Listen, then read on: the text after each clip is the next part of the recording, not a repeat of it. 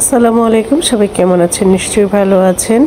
আজকে আমি আপনাদেরকে সহজ একটি রেসিপি রান্না করে দেখাবো। সেটা হচ্ছে সেমাইয়ের রেসিপি। সেমাইয়ের রেসিপিটা রান্না করা খুবই সহজ। এখানে 1 লিটার পরিমাণ লিকুইড দুধ নিয়েছি, আর এটা আমি আজকে বার্মিচেলি সেমাই রান্না করব। এটা হচ্ছে প্রাণের বার্মিচেলি, আর এটা আমি আখের চিনি দিয়ে রান্না করব। দেখতে পাচ্ছেন আখের চিনি। এই ফাঁকে আমি কিছু কিশমিশ বাটিতে ভিজিয়ে রেখেছি। তো এই দুধটা ভালো করে নেড়ে চেড়ে দিতে হবে, যাতে করে পাতিলে লেগে না যায়। এটা ভালো করে একটু ফুটিয়ে নিতে হবে। এবার আমি আখের চিনিটা দিয়ে দিব। চিনিটা আপনার সুবিধা মতো দিবেন, মিষ্টি কম বেশি এটা আপনি যাচাই করে দিবেন।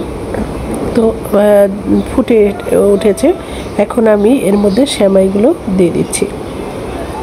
সেমাইটা কিন্তু ভাজাই থাকে, আপনি আবার যদি ইচ্ছা করেন ভেজেও নিতে পারেন। আমি ভাজবো না, যেহেতু প্যাকেটের সেমাই এমনিতেই ভাজা থাকে।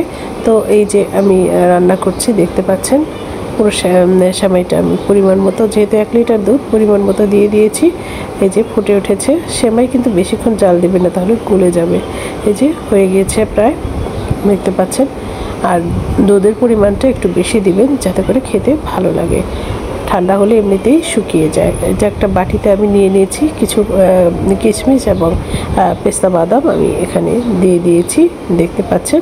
তো হয়ে গিয়েছে আজকের সেমাই রেসিপি। সবাই ভালো থাকবেন, সুস্থ থাকবেন। আজকের মতো বিদায় নিচ্ছি। আল্লাহ হাফেজ।